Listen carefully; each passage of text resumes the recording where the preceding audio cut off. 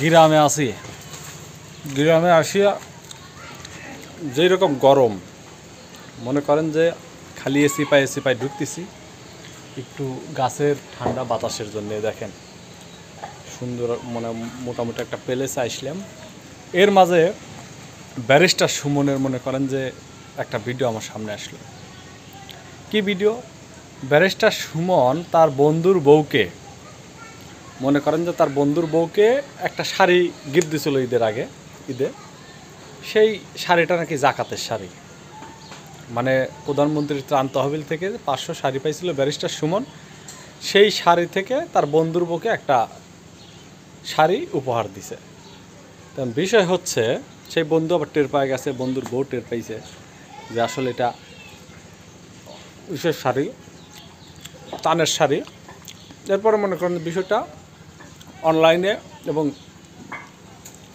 গণমাধ্যমে ভাইরাল হয়ে গেছে, আলোচনা হচ্ছে, সমালোচনা হচ্ছে। আমি দেখলাম যে এই বিষয়ে আমার দুই একটা কথা বলতেই হবে।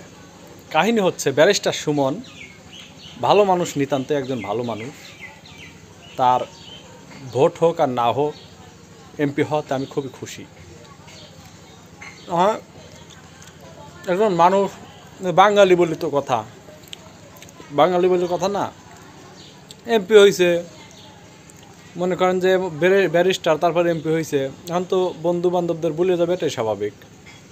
স্বাভাবিক না? বন্ধুর বউকে ত্রাণের শাড়ি দিছে, এটা নিয়ে চুলকানির আবার কী হইল? মনে করেন যে ভারত বা দাদাদের দেশ, সেটা আমাদের বন্ধু রাষ্ট্র, কত সুন্দর সুসম্পর্ক।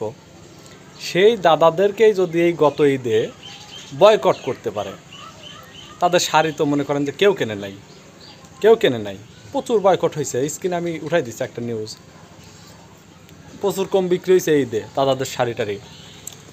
তো এখানে আপন বন্ধু রাষ্ট্রের শাড়ি আমাদের দেশে বিক্রি হয় না, বয়কট করা হয়েছে। সেখানে আমাদের ব্যারিস্টার সুমন ভাই তার আপন বন্ধুক বিলে একটু প্রতিপন্ন করছে, বা তার বউকে একটা ত্রাণের শাড়ি দিছে। আরে দিছে তো ভাই, ছিঁড়া হোক, ফাটা হোক, ত্রাণের শাড়ি হোক, একরকম হইলেও হোক, দিছে তো, সেই শাড়িটা তো দিছে।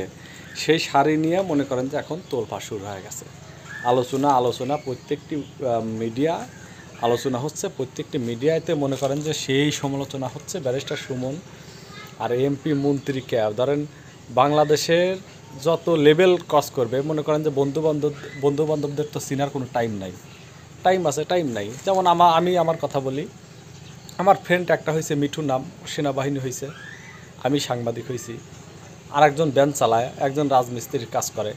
প্রত্যেকের সাথে আমাদের খুব সুসম্পর্ক আছে, দেখা হইলে কথাবার্তা, ফোনে যোগাযোগ, মেসেঞ্জারে যোগাযোগ, হোয়াটসঅ্যাপে যোগাযোগ, সবসময় আমাদের কথাবার্তা হয়। আমরা কি মনে করেন যে সেই আর কিছু বলতে চাচ্ছি না, বোঝেন নাই? আমরা কি ওই নেমো খারামি করি নাকি? আর ব্যারিস্টার সুমন যদি আমাদের সারা বাংলাদেশের লোক দাদাদেরকে বয়কট করতে পারে, ব্যারিস্টার সুমন তার বন্ধুর বউকে একটা ত্রাণের শাড়ি দিছে, এই হাতে খুঁচা মারার কি আছে? এটা নিয়ে সন্তুষ্ট থাকা লাগবে। মনে করেন যে দিছে যে তাই কত না, ত্রাণের শাড়ি দিছে যে, বন্ধুক তো মনে রাখছে, বন্ধুর বউকে তো দিছে, ঠিক আছে। বন্ধু তো আর এমপি না, এমপি তো ব্যারিস্টার সুমন। সেই ব্যারিস্টার সুমন মনে করেন যে বন্ধুর বউকে একটা শাড়ি দিছে, ত্রাণের শাড়ি দিছে, তাতেই তো অনেক কিছু। এখানে ব্যারিস্টার সুমনের বক্তব্যটা আমি একটু শোনাচ্ছি, দেখেন সে কি বলছে। আবার দেখেন, এদের স্ক্রিনে উঠাই দিচ্ছে, আপনারা একটু দেখেন। যে ঈদে যে শাড়ি দেওয়া হয়, এইবার আমি 500-র মতো শাড়ি লুঙ্গি পাইছি। এটা আমি জীবনে প্রথম, আমি এমপি হিসাবেই আমি এতদিন। এইলো ব্যারিস্টার সুমন। ব্যারিস্টার সুমনের জায়গায় অন্য এমপি মন্ত্রীদেরও কাণ্ডকলাপ একই রকম। ব্যারিস্টার সুমন তো মনে করেন যে এই ত্রাণ তহবিলের 500 শাড়ি নিয়ে অনেককে বিলি করেছে, বন্ধু বান্ধব বাঁচার টাইম নেই, সবাইকে দিছে। হ্যাঁ, অন্য এমপি মন্ত্রীরা দিছে কি না, 500 1000 বাঘের শাড়ি কই লোকাইছে, কই কি করছে দেখেন গা। নিজের বউকেও দেখেন গা ওই শাড়ি পরাচ্ছে, এটা 100% গ্যারান্টি নিজের বউকে একই শাড়ি পরাচ্ছে, সে তাও দিছে। এটা নিয়ে সমালোচনার আমার কাছে কোনো কিছুই নেই। তো সবাই ভালো থাকুন, সুস্থ থাকুন। পরবর্তী ভিডিও দেখার আমন্ত্রণ জানিয়ে বিদায় নিচ্ছি। আল্লাহ হাফেজ।